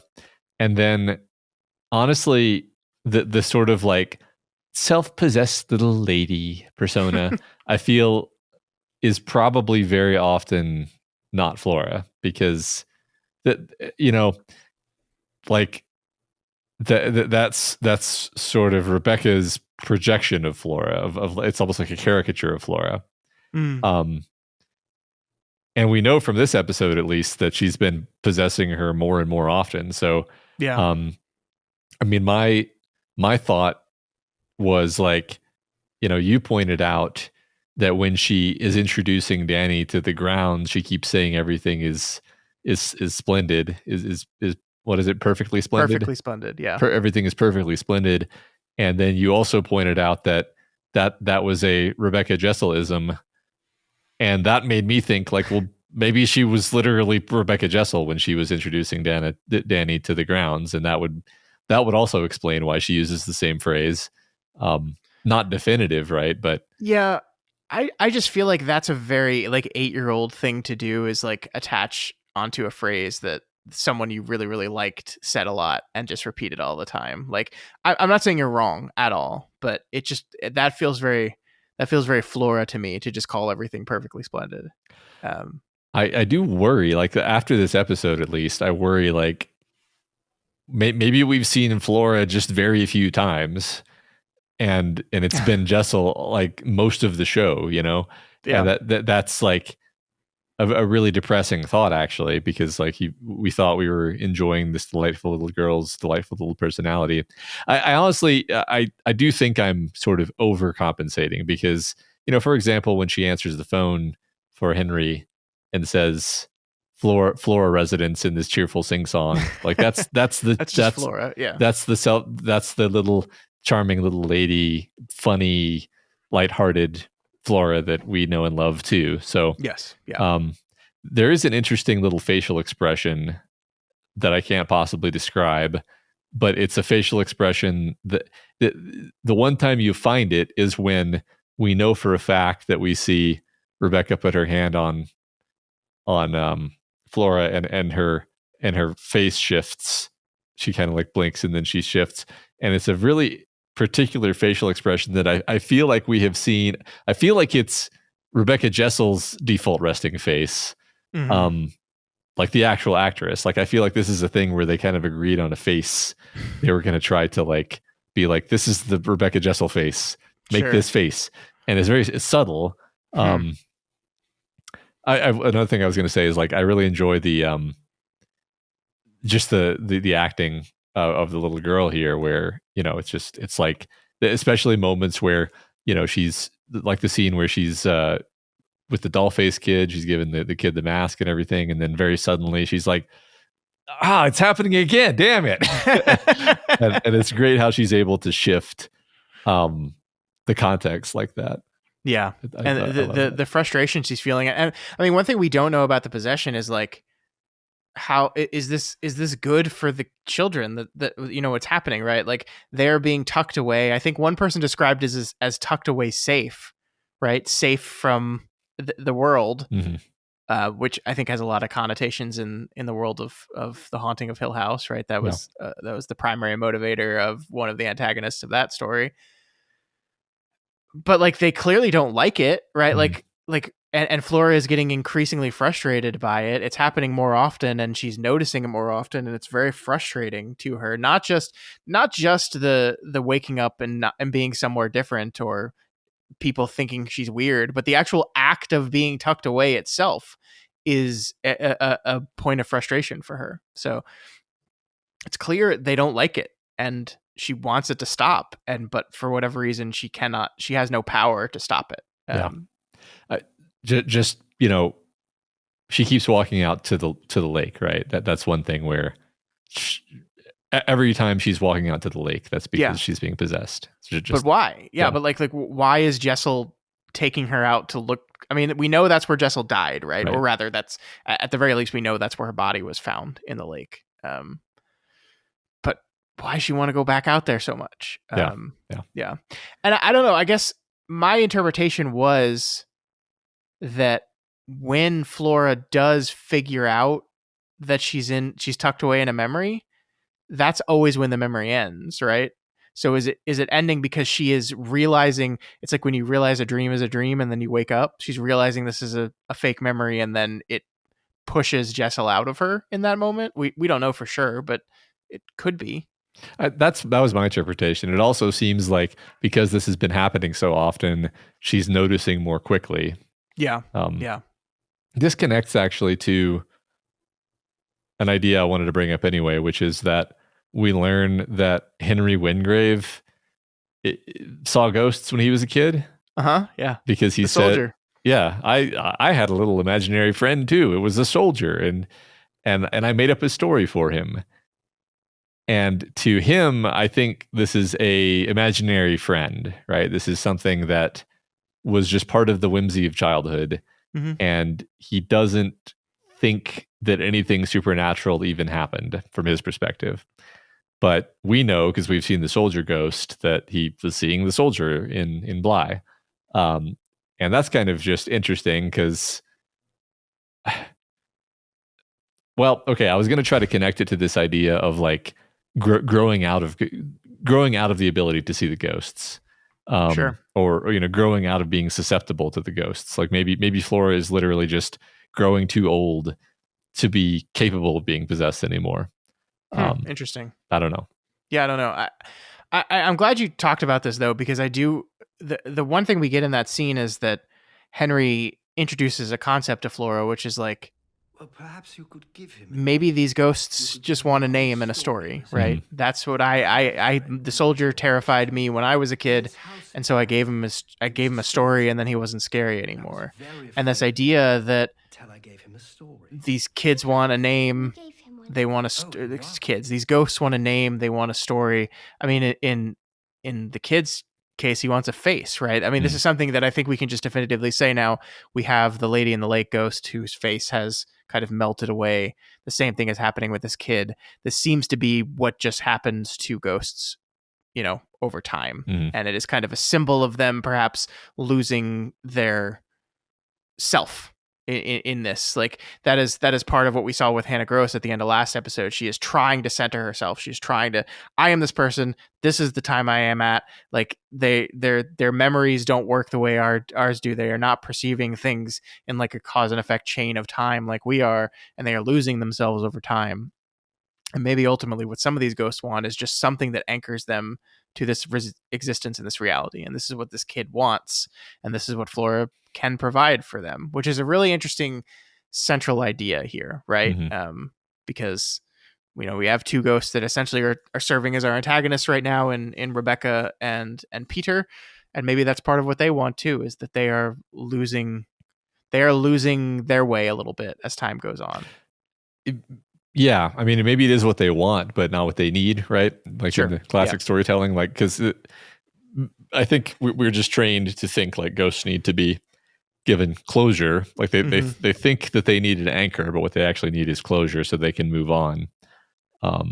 And yeah, I think they're, we saw, like you just said, we saw Mrs. Gross trying to anchor herself in time and place. And now we see in this episode, like that doesn't seem to be working. In fact, in this episode, she seems more overtly disoriented and kind of spacey than we've ever seen her. Yeah. Like Isn't it's the most getting tragic worse. thing? Yeah. We have this big revelation that she realizes at the end of the episode that she's dead. She's been dead the whole show. Yeah. And then what exactly what happens, what we were afraid of what would happen in the next episode, where she's just Mrs. Gross again, just carrying on being Mrs. Gross, only a little less connected, a little more floaty, a little, it's so sad. It is. Yeah, that's one thing I wanted to talk about, by the way, is like the tone of the show. It's distinct from Haunting of Hill House. It's distinct in the direction of Henry James specifically, where all of his stories have this wistful, regretful tone. There's often loss and missed opportunities, and if only things had gone a different way. I'm sort of repeating the same sentiment in different words, right? But basically that's the tone and the theme of so many of his stories. Yeah. And that really, like, that's one thing that really struck me with this episode in particular, because it's kind of layering it on with the Henry stuff, but also it's just pervasive. It's like every character. I mean, it's also for that matter layering it on top of that with Jamie, and which we haven't talked about, and we got to talk about. Oh yeah. So that's just something I want to talk about. Is that the whole show has this really unique tone that when I thought about it, I realized like it's the Henry James tone is kind of what it is. Well, it's gothic, right? This is a show about love. Like that is the central core conceit of the show is we're talking about love and we're exploring all the different types of love. But yeah, it has this gothic tone to it where it's wistful and sad. Even as characters in this episode are fully coming to realize how strongly they feel about each other. There is this tone on the edge of it. By the way, one of the things I really like an image, and we will get to Jamie in a second, but when I think it's at the beginning of the episode, or maybe it's a little bit later, when Danny and Jamie see Flora outside once again and rush out to go to her, and they're standing there seeing what she's doing, and we first see everything from like the point of view of Danny, and we see Danny standing there, Jamie standing there, and they're both looking at Flora, and then we briefly see from Flora's point of view, which allows us to see Jessel, and that where they have positioned Jessel in the scene is right between where Danny and Jamie are standing, right? As if to say the thing that is going to come in between these pair of young lovers is this ongoing conflict with the ghosts of Bly Manor. It's kind of really wonderful blocking that reminds us of like we're watching this love story blossom. Yeah, it takes big steps this week, but we have this ongoing threat and this ongoing drama and conflict with these ghosts. And that is going to get in the way, at least temporarily. Yeah. I mean, you mentioned the idea of blossoming there, right? And the metaphor of the moonflower. Yep. Is pretty evident that this is a flower that it takes enormous amount of energy to cultivate and then blooms once and then dies. And of course, that's because the flower is Danny, because Danny's going to die. Really sold on this. I'm pretty sold on this. Or I mean, definitely like on the level of metaphor, it's like their romance is a thing that will bloom once, be very beautiful while it lasts, and then not, and then die. And it's like probably Danny's going to die. That's just probably what's going to happen. I want to talk about Jamie. We have to talk about Jamie quite a bit because while this is definitely the Henry Wingrave episode, this is to a lesser extent the Jamie episode as well. And I want to. So last week I said she has an Irish accent, Matt. I don't know why I said that. It's obviously not true. And like the saddest, most unfortunate thing of all is that episode has not come out yet when we are sitting here recording. Uh-huh. And yet it is still too late, and I'm going to be emailed about this for the rest of my living life. Uh-huh. So I just want everyone to know you haven't even listened to the episode where I said that, but I already know I'm wrong. Uh-huh. So don't send the emails. Yeah. I think you were saying this before we started recording. I think it's just because she kind of looks a little Irish. She's not. I actually read there was some people from England that were not happy with her vocal work because she is, I can't remember if she's from South England but doing a Northern England accent or vice versa, but it's a type of thing that like your ears and my ears don't detect at all, but a lot of people from England detected issues with her accenting. I mean, I think her performance is excellent in this episode, so I'm not seeing anything there. But I did just want, before we get into Jamie, I just wanted to talk about the elephant in the room, which is that I said she was Irish, and I don't know why I did that. I don't. She's not. She's not at all. Right. I mean, and it's funny because when we had that conversation, I think I was like, "Oh yeah," and then I just kind of let it go because I didn't really remember that clearly. You really fucked me on this one. Yeah. I no, this is not one of the examples where I was like, I'll just let you dig your own grave there, kiddo. No, it was more just I just didn't remember. But I think but they're not going to email you. Well, they're going to email true. me. Yeah. Well, yeah, you know. Sorry.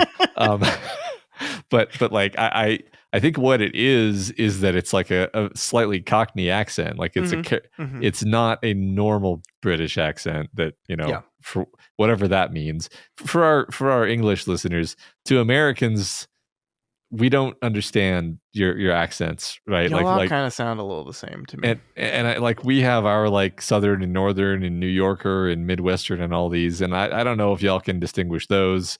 It's fine.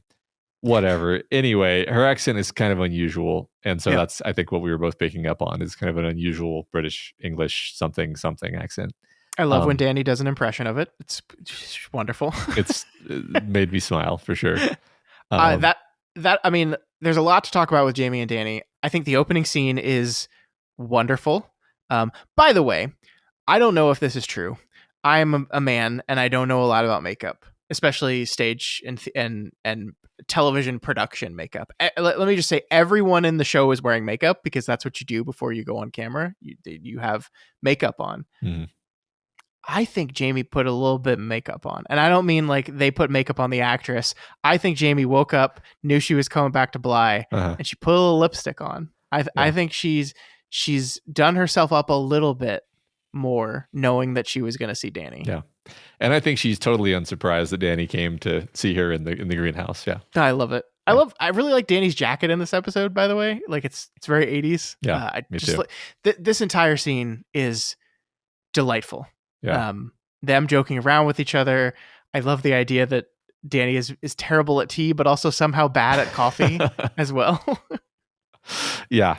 No, I love it because I mean, Jamie is such an interesting character and really shines in this episode where it's like she's sort of trying to be the like worldly, aloof, above it all person, but actually we just learn like no, she's just as she wants this just as much as Danny does. Really, it's just she's she has very low expectations of reality and sort of expects to be, you know, punched in the face. So she's almost like pre-registering her prediction with reality that she's going to get totally screwed over and you know, that this is actually going to be bad.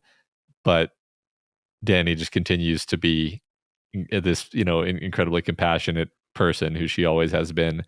Yeah. You know, the monologue, I think this is one of the, it's one of the, you know, defining monologues of the show, really. And and even by Flanagan standards, I think it's a fairly lengthy monologue. And it really is giving her a lot of, I don't know. It's again, it's a classic Flanagan monologue where it's like a little story. A little story the character tells where they're not just telling it, but they're like acting the emotions of the character who has experienced this life. Yeah. And you are getting to know them in a way you didn't get to know them before. And the other character obviously is also getting to know them, and that was great. I know monologues aren't for everyone, and I know Flanagan monologues aren't for everyone either, but I just continue to be delighted by them. I mean, obviously, I like this guy's work, so if I didn't like monologues, I feel like I would have bounced off of it a while ago. But like, this is a story that, like, in perhaps another writer or director's hands, you tell it via voiceover, and then you cut to like images of the things that we're talking about, right? Maybe that's like version of the way you do this story. And I love that we don't do that. And that's a Flanagan monologue standard, is he's telling a story with characters and events and plot that is happening in the story that Jamie is telling to Danny in this moment, but we never cut away from her or her and Danny. We live with them. We are experiencing it not as a visual story, but as, this is someone telling us a story at the same time they're telling Danny a story. And I love when that happens. It allows you to use your imagination and imagine the things she's talking about, and it just makes it so much more rich. You become more invested in it. It feels sometimes to me like a stage. I know we talked about this in Hill House, but it feels like a stage play. It feels like you're listening to someone perform. And yeah, I was enthralled by the whole thing. I was thinking about this week. I was thinking about audio dramas, and you and I have podcasted about at least a couple of audio dramas. Yeah. And the fun thing about audio dramas is that, like, as a medium, they have their own conventions, and characters are allowed to go on a lengthy monologue, because the hell else are you going to do? You are limited by the medium, right? You can't do the same. You can't just do like, well, we'll just write it exactly the same way we would write a TV show, because it's like, no, there's all kinds of other information you need to communicate. The pacing has to be different. You're limited to this audio channel, so they just have different rules. And so you can be listening to an audio drama and hear like a really lengthy monologue, and maybe the character describes things in a way where you're kind of aware a normal person wouldn't talk this way, but it's an audio drama. You're like, that's fine. It's the conceit of this medium. Yeah. And I was thinking about that, because I'm like, Flanagan pushes the medium of TV in a direction of like, look, it's the rules of the medium are what I say they are. and it feels a little bit more like an audio drama, where it's like, we're going to paint you a beautiful dramatic picture using the tools at our disposal. And other creators wouldn't do it this way, but I'm going to do it this way, and it's going to work. Watch. And then he does it, Yeah, I agree. I mean, I do want to also give them credit for how these things are shot still, though, and performed not just audibly, but I think Amelia Eve and Victoria Pedretti are just doing good acting while this story is being told.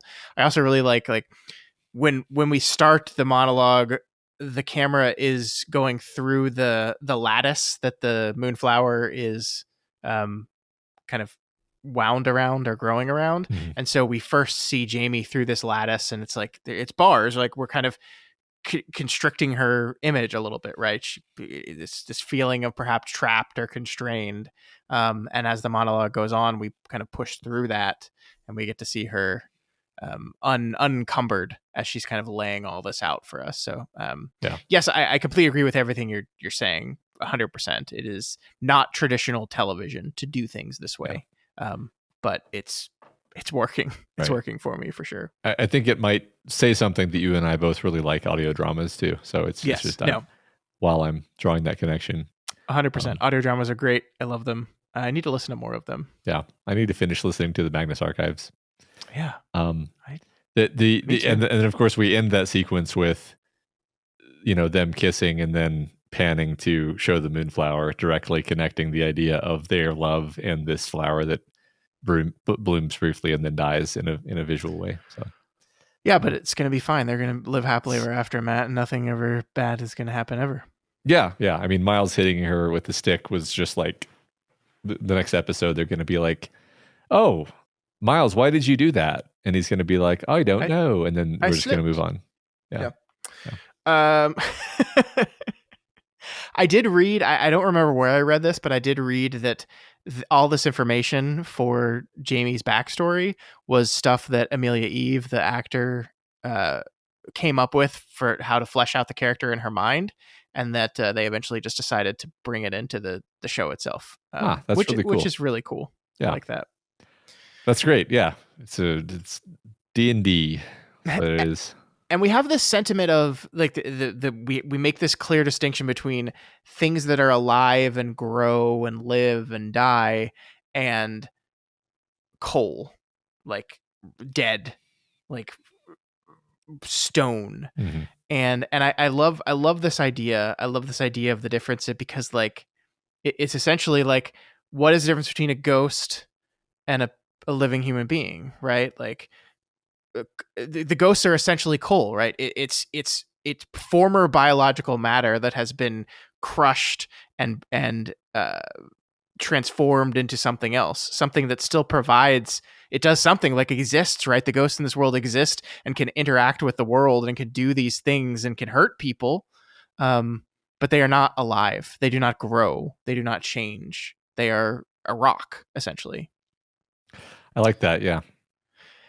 There's this really interesting visual flourish the show did that I didn't understand it at first, and I just said, "Oh, that's pretty." So we open the show on basically a montage of the grounds of Bly Manor, and it's a bunch of shots of like trees and branches.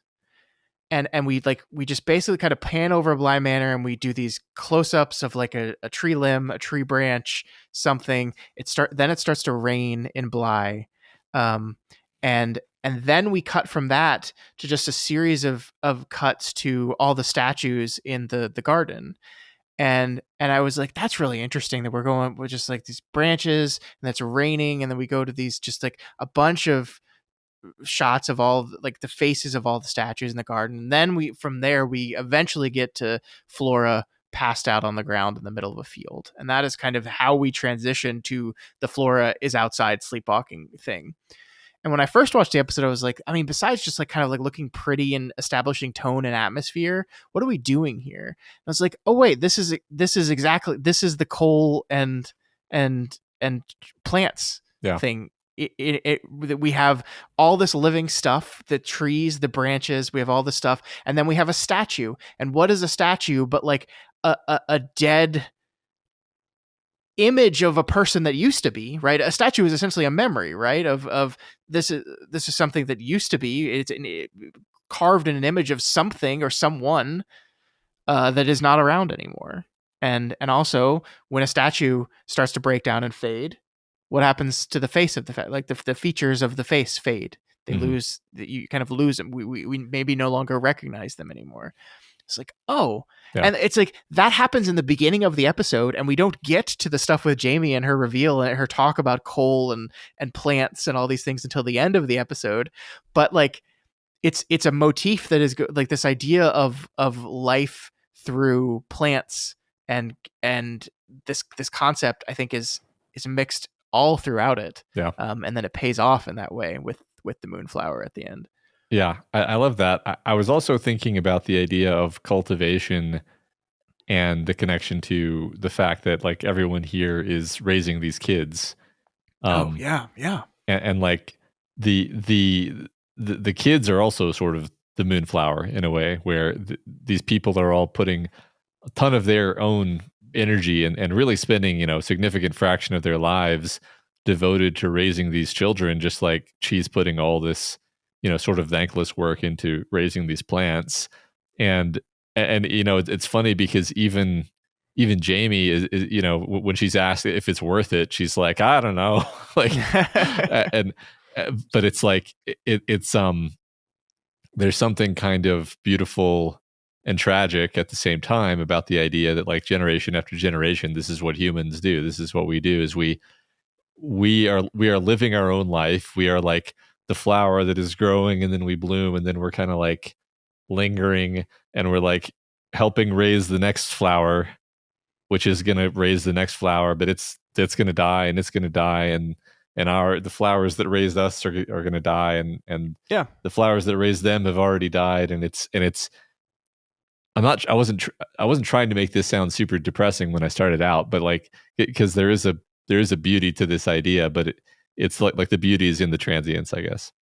Yeah, I mean that's what Jamie says right there, right? Is that like what she's saying to Danny is like, look, I know you're messed up. I know you blame yourself for what happened, but like, you don't control who lives or dies, and death is a part of life. And like, we are biological. We live, we die. She says there's beauty in it, and then that's the moonflower. Part of the beauty of the moonflower is that it only blooms for one night, that it blooms and then dies, that the transience of it, the temporariness of it, the mortality of it is part of what makes it beautiful. And that's part of what makes life beautiful, is that, you know, we live, we have these experiences, and we know that this is not forever. And that is the thing that Bly represents, is kind of the antithesis of this, because the people come here, they die, and they're stuck here. They can't leave. That's the thing we know from what Peter says. You know, you talked about like with the traditional story with a ghost, we want the ghost to move on. Nobody here can move. Like, they can't go anywhere. They're stuck. Like we talked about in the very first episode of Bly as a black hole, right? As a I forget. I always forget gravity what the actual gravity well. Thank you. And that is what it is for the people that live here. But like the people that die here, they're stuck. They're trapped. Mm-hmm. And it is a perversion of the natural order. And man, it's a lot to chew on. We've got 3 more episodes to really get into what all that means and what all that's going to ultimately say. But I think Henry is the coal miner. He's going to come back. He's going to dig that coal out. He's going to burn it. We didn't burn down Hill House. Maybe there's still a chance to set Bly Manor on fire. Yeah. Would that do it? Do you think that would do it? No. Remember, Flanagan's not a great one for letting us resolve and defeat the dark force. So I don't think so. Okay. I do want to say, mm-hmm. I know there is a lot of gothic, like depressive air over this whole thing, but Matt, after Jamie and Danny have consummated their feelings for each other, Danny wakes up the next morning. First of all, we get to see the burn on the back of Jamie, which I think ties into her story, right? She says, you know, she was forced to raise her own brother, forgot to watch a pot. There was an accident, and that's when she got thrown into the system. So I think the assumption here is maybe some boiling water got spilled and hurt some people, including herself. But Jamie gets up. She starts to get her clothes on, and what's she doing when she's getting her clothes on, Matt? She's looking in the mirror. She's looking in the mirror. Does she react to anything in the mirror? No, she doesn't. She doesn't. We don't see any Eddie. He's not there. Yeah. Does that, you know, I almost feel, based on everything we've been saying about the inescapability of fate and the dark, sad tone, I'm almost afraid to even hope that that's just like it for her. Like she has lived him down, you know. That's kind of what I would want to hope for her, but I don't think I can believe that. I don't think he's just gone. Okay, we'll see. We will see. I mean, it's the first time she's able to like look in a mirror without absolutely losing her mind. So even if he's there, maybe she's just dealing with it in a different way. Oh, that's a good point. Yeah, maybe he was there, but she accepts that he's there. That's right, because he's never. Well, okay, he has touched her a few times, but he's. I don't think he's ever been aggressive physically. So just accepting that he's there and living her life, I think, is maybe all that needs to happen for her to move forward. Yep. I also want to mention that Owen is desperately trying to get Hannah to come to a Patrick Swayze concert. So I know this is 1987, I believe. I know Dirty Dancing came out in 1987, which is a very, very, very big movie. And I know Patrick Swayze both dances and I believe wrote and performs a song for Dirty Dancing. I don't know if I knew he like toured. Maybe he did. Maybe this is the thing. So like he's either just trying to get her to see Dirty Dancing with him, which is wonderful, or in this universe, like Patrick Swayze appeared in concert in England. Went on a world tour. Went to a rural town in England. I don't know. We should look into this. It was delightful though. Patrick Swayze. This is 2 years before the world will get to see him rip throats in Roadhouse. Yeah. Love that movie. I also just want to admit another failing of myself. They use the phrase "robbed you blind" when Henry is talking to the imp version of himself. He says he robbed you blind, and Henry responds, "Hardly blind." I always thought the expression "robbed you blind" just meant like they stole stuff from you and you didn't notice it. I didn't ever realize that the expression actually, when you say someone robbed you blind, it means they took like everything. I never knew that. Like they left you with nothing, essentially, is what the expression actually means. I guess I never thought about it too much. I guess I assumed it was closer to what your first idea was. Yeah. Interesting.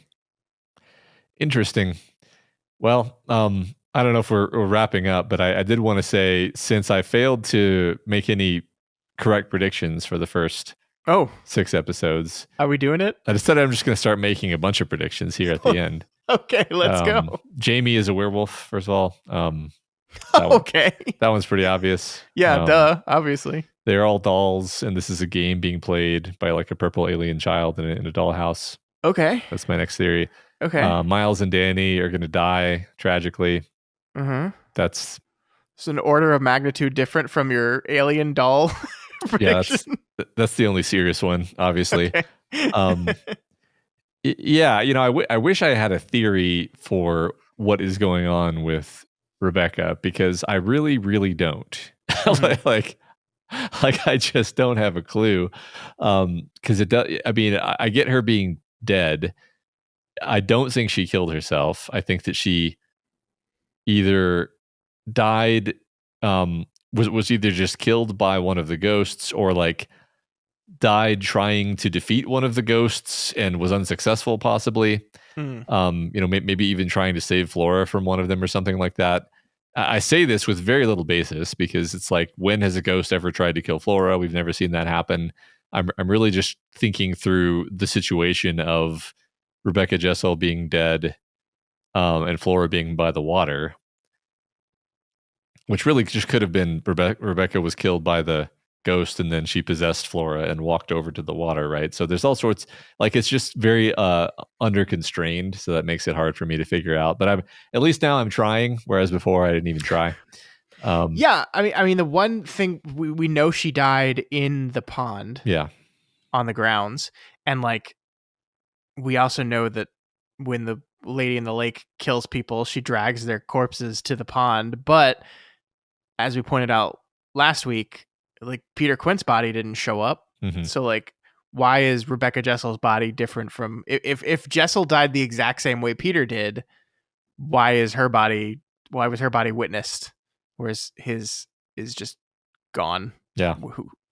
Maybe sitting trapped in mud under the lake or something. I don't know. But right. So yeah, the only reason I'm bringing this up is because it seems to be pushing towards the show wanting us to believe it's not just that same thing also happens to Rebecca.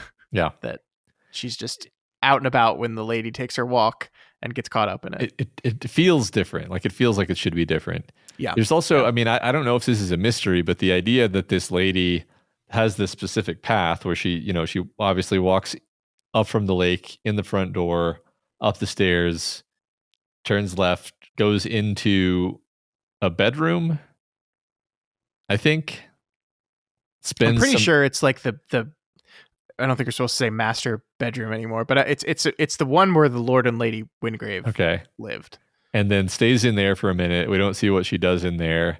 And then she just retraces her steps and goes right back the way she came and goes back. And it's like, and this is now, in what you were saying earlier, like the ghosts sort of like decay.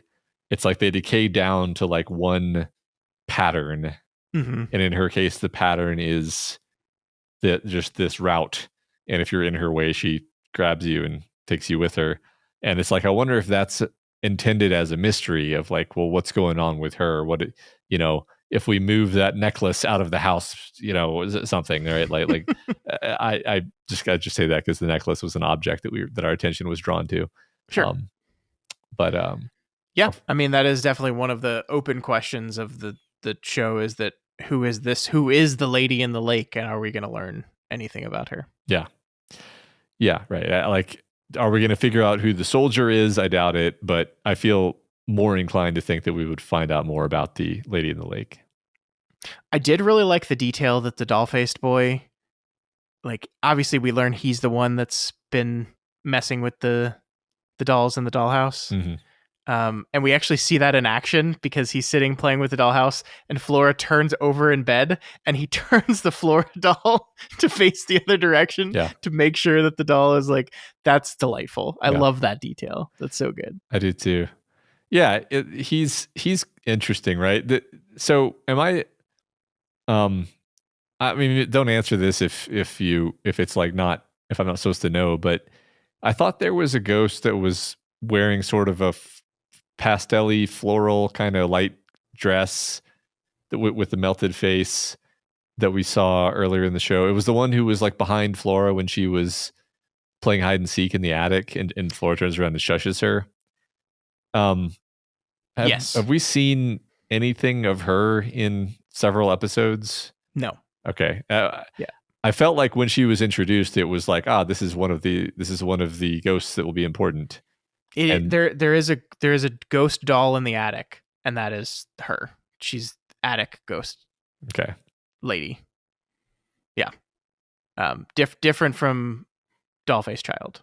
And it's yeah, okay. No, I don't think we have seen that ghost since the shushing incident of episode 3. I think 2 maybe. Just checking that I haven't missed like some important thing with her. No, I don't think so. Cool. How'd you feel about the doll mask? I mean, I thought it was very funny because, the kid looks disturbing with no face. And then she's like, here, and puts the scariest cracked doll face in the world on his face. Just literally rips a doll face off of an old doll. And then she's like, fixed there. all better. Jesus. It's great. Yeah. He likes her, and he watches out for her by moving the dolls in the dollhouse to let her know. He's a sweet kid. Yeah, I think that is everything I wanted. Oh, one more thing. What I want to do is pour one out for poor Henry Wingrave's secretary, who has to, on multiple occasions, come in and be like, they're calling from Bly again, Henry. Uh-huh. Come on. Yeah. do you want to do something? I feel so bad for that woman who seems completely overburdened by what she's having to do for him. Also, I don't know if you caught this. The show doesn't explain it, but maybe you can read between the lines on it. I think the first time she walks out the door, he says, have a good weekend. And her reaction is so like, huh? What? Yeah. Like, it's 100% Tuesday, right? Like, that's what the reaction says, is that he has no concept of time anymore. He has no idea what day it is. Yeah. And is not following any of this. Have a good weekend. Yeah, I that was my take as well. Just her like incredulous pause. Yeah. I'm just gonna start saying "Have a good weekend" to everyone when they walk away from my cube at work. So cruel.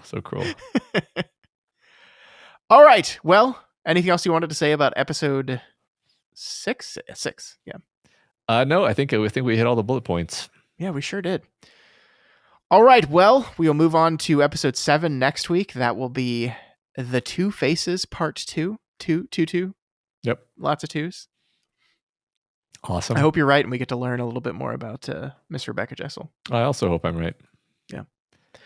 All right, Matt, before we go, let's talk discussion question. What was the question that we'll be answering this week? The question was, the kids know what's up and the adults are oblivious. Well, that's not a question. That's a statement. Yeah, but that was kind of the vibe. So Pear Jane says, in light of Scott and Matt's obvious directorial style conversation, E.T. the Extraterrestrial is a perfect example of how great direction can be highly stylized and also transparent. It should always serve the story. It's like spices in a soup. Someone whose palate may be a little uneducated can love a good stew and know it's great without recognizing all the ingredients, while a more sophisticated eater will love it and recognize the individual ingredients. That's a perfect metaphor. I love that. Yes, I agree. E.T. is the prime example of this. I saw it at 7 and rooted for our sweet friend Elliot and his alien buddy. We all knew the grown-ups were mean and awful people, but what I didn't notice as a child is that Spielberg never shows any adult's face. The only exceptions are Elliot's mother, played by Dee Wallace, and a scientist, Peter Coyote. All other adults, teachers, storekeepers, everyone, are either shown from a distance or from the waist up, Charlie Brown style. By the end, when the scary government guys quarantine the house, they're all clad in biohazard suits, providing nightmare fodder for generations of children. They're far more alien and terrifying than our lovable E.T., and it's a directorial choice that simultaneously centers the children's POV and renders nearly every adult untrustworthy. Only a child's pure heart is capable of embracing E.T. as an independent being who should be treated with kindness and love. If this show hadn't yet convinced you of Henry James's brilliance as an actor, watch his screen test from 1981 and let him break your heart into teeny little pieces. Yeah. E.T., I think the scariest moment I've ever experienced in a movie in my entire life was the baseball in the shed, throwing the baseball in and the baseball coming out, and not knowing what it was going to be, and being a kid and not knowing that this was a kid's movie and that it was going to be fine. Scariest moment of my life was all of E.T. scared me. I mean, for different reasons. Like that scared me for like that just classic like horror. What's it going to be moments? But like the horrifyingness of Elliot and E.T.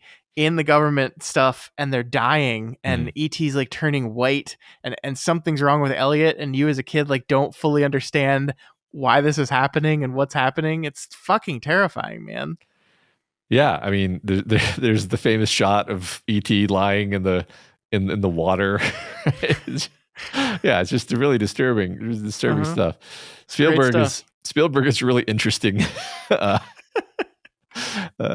I haven't seen that movie in a long time, and I need to sit down and watch it because it is spectacular. It's such a good movie. I actually don't think I've shown it to my kids because it scared me so much.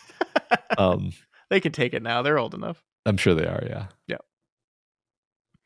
All right, next we have Busy Dad 82, who says, first he wants to talk about shepherd's pie a little bit. He says, regarding shepherd's pie, and as a former chef, I can tell you that if you ask 10 chefs their favorite dish, 9 of 10 of them will tell you that it's a comfort dish or something their mom, grandma made. These are chefs worth trusting.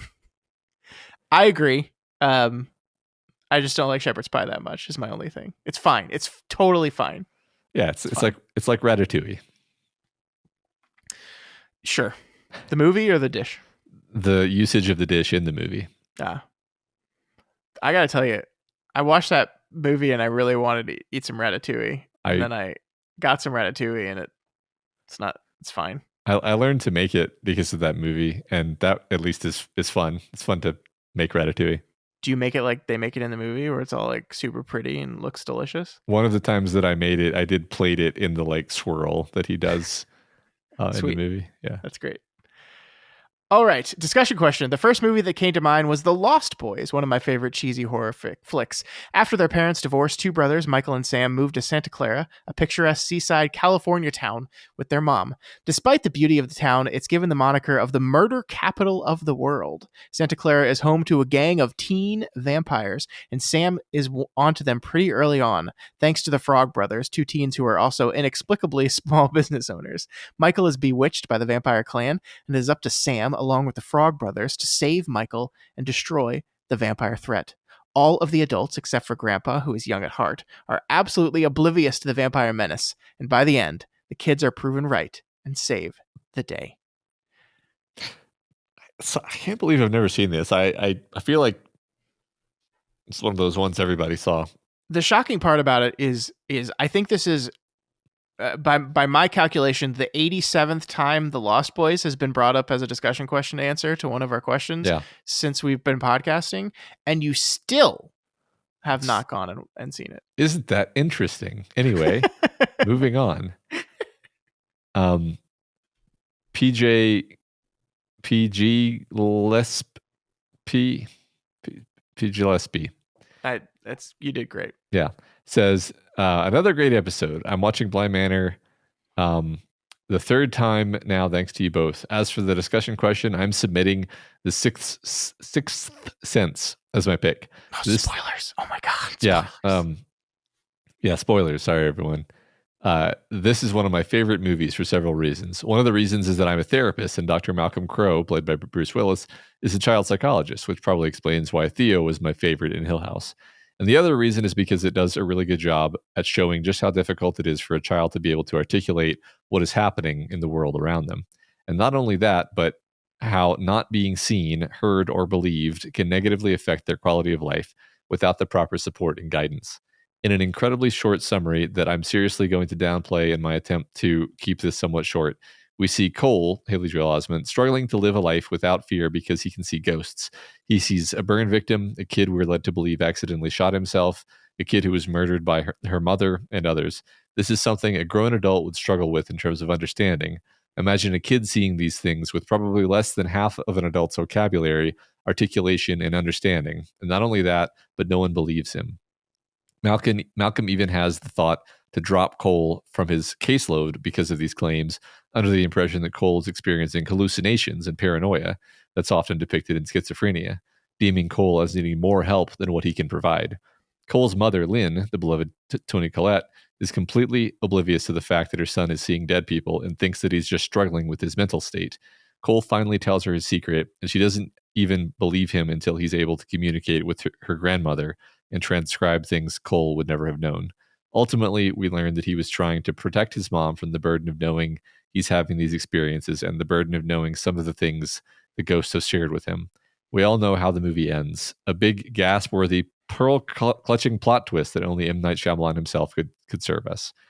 Thank you for this answer, because you did the thing where you articulated something where it's like, yeah, that is why that movie is great. Yes. And why it works so well. Like I was having to like control my voice while reading that, because it's such a heavy idea and you're empathizing with Cole so much during that movie. It's kind of funny that the movie kind of gets rounded off to that final twist. Yeah. Just because it's such a dramatic twist. It's a great twist. I'm not criticizing the twist, but it's like, even without that twist, it would have been an amazing movie, right? Yeah. It's great. It's memorable, and that's why people think of it. But the greatest part of the film is Cole's conversation with Toni Collette in the car when he comes clean to her. That is, for me, that is the moment of the movie, and I think it's awesome. God, I love that movie. Me too. Yeah. It's funny because the question we ask on last week's episode that isn't even out yet is related to ghosts that don't know they're ghosts. Yeah. And so when I first saw this answer, I thought they were somehow answering a question we hadn't even technically asked yet. That's funny. But I suspect we're going to see this movie again next week. Yeah. But next, we have Bent Westward, who says Coraline is an underappreciated gem with delightfully clueless parents. Coraline's parents are so preoccupied with their own concerns that they fail to notice anything about her life. This neglect becomes the catalyst for her journey into the other world, a place that initially seemed perfect. Their obliviousness deepens Coraline's sense of isolation, tapping into a classic childhood fear of not being heard. This dynamic makes the horror personal, and the other mother offers an attention and care Coraline craves, creating a believable and dangerous temptation. Ultimately, the parents' absence forces Coraline to confront the threat on her own, empowering her and underscoring the story's central theme of independence and growing up. Very well said. Love that. Love that story a lot. Yeah, that's a great movie. I have shown that movie to my kids, and they handled the terrifying spider witch pretty well. Do you know that Leica has a new movie coming out? No. Yeah, I just learned about this like a week ago. I didn't know Leica existed, to be honest. Somehow they do. I think it's like someone who made a lot of money in Nike is like a part owner and just has a lot of money. Because I don't know how many of their movies have ever actually like turned a profit, but that's cool. I love them so much. I love stop motion animation, and I love how Leica tells stories. And they have a movie called Wildwood coming out, I think this year, maybe next year. But well, that's very exciting. Always enjoy those. Yes. Yes. All right. Let's see. Gigantic Mike says, gotta keep it king adjacent with my answer to the discussion question because I'm always stoked to gush over Lock and Key. Do not watch the Netflix adaptation first. Joe Hill's graphic novel series Lock and Key is easily the most brutal story of child heroes I've ever read, and the TV show reduces the high stakes to YA gags. It's best to go in blind, but Hill's take on a Scooby Gang driven Lovecraftian tale not only pushes the boundaries of what a single family can endure, but it does so in a whimsically deadly way. The adventures these kids go on wholly unnoticed despite huge cries for help, since the adults just can't seem to notice or remember any of the horror, truly leaving the kids out in the cold even when they're safe at home. It's heart-wrenching, gut-punching, and full of enough powerful magic to make you say thank you. I did just watch the Netflix series of that, and I thought it was okay. Sounds like you would like the story more, but yeah. But I just struggle with comic books, man. It's just not my medium. I've tried. Struggle. Is it? It's just a comic book. It's not a novel too. It's not like a. No, it's just a series of graphic novels. Cool. Well, that's fun. All right, I'm gonna run through the short summaries of the other answers. Thanks for all your answers as usual. Durin Longbeard picks The Goonies, where kids find pirate treasure to save their neighborhood after adults immediately give up to developers, learning the real treasure is getting one over on pretentious businessmen. I thought the real treasure was the treasure, but nope. Aqua Lungfish chooses The Faculty, surprisingly great body snatcher style invasion where high schoolers discover teachers are being replaced, but it's too late to warn adults. DJ Nadelko selects It, where kids fight the monster while adults choose to ignore the evil in Derry, making the story more heartbreaking as children are left on their own. Don Zest references Batman's 1989 opening scene, where a tourist family ignores the kid with the map, leading them to getting mugged in a Gotham alley. I remember that. Man, I had no memory of it whatsoever. I feel like I'd seen Batman like 100 times, and I feel like every time I've watched Batman in the past 10 years, it's been like picking up at a random point in it when it's on TV or something. And so I went back and watched that scene to refresh my memory. And man, I had to forcefully stop myself from just watching the entire movie because I love the look of that movie so much. What's funny is that scene to me is sort of the wink that tells you like, I'm making this movie so that it will lodge deep in the brain of 7-year-olds because it's like the kid who is right. He's like, no, Dad. And the dad's like, oh, don't worry. And then, then they get mugged. Yeah, it's great.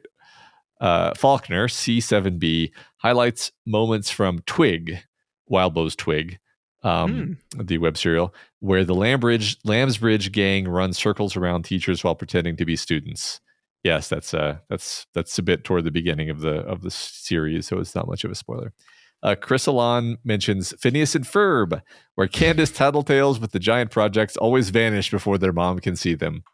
I love that. My kids love Phineas and Ferb a lot.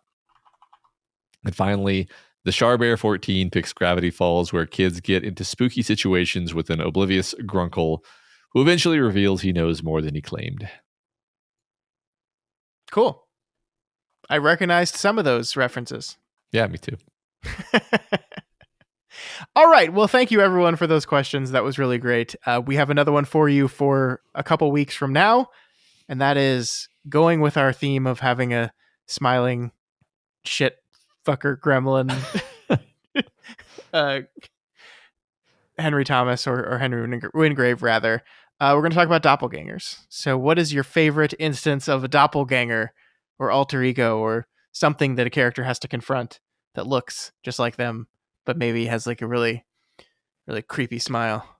Yeah, I can't do it. I just can't do. I can't do the grin. I can't do it. I I tried. can't either. Yeah, that's gonna be a fun one. I look forward to those. Yeah. But that is going to do it for us this week.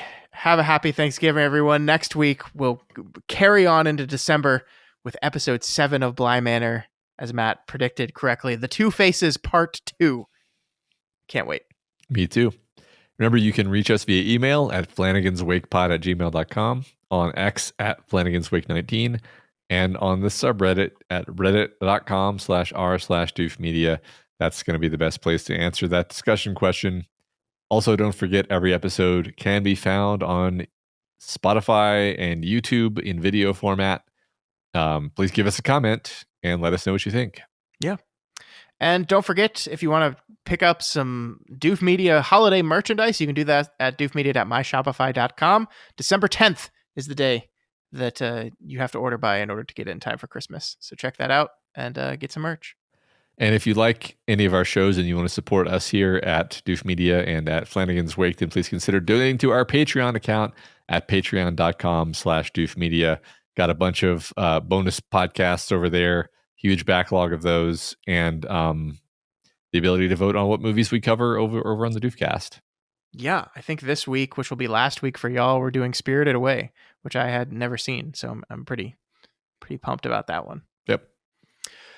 All right. Of course, if you cannot afford to donate, that is totally fine. There are still tons of ways to help us out. One of those ways is by sharing the podcast. Another way is by leaving us a rating and a review. And Matt, I haven't been able to read a new review for a few weeks now, and it's bumming me out. I need the constant adoration and support of our listeners. Yeah. Or I just don't know what to do with my life. So if you could please, if you have not already done so and you're a listener on Apple Podcasts, please take the time to drop that rating and a review for us. That would be really, really great. Yeah, we'd really appreciate that. Thanks. Yep. All right, folks. Happy Thanksgiving. See you next week. Until then, rest in peace, Mr. Flanagan. Don't eat too much turkey. They'll make you sleep. And then you'll rest in peace. Yeah. I didn't mean like die. I just meant like No, just rest in your bed sleep peacefully. Yeah. Mm-hmm. Yeah.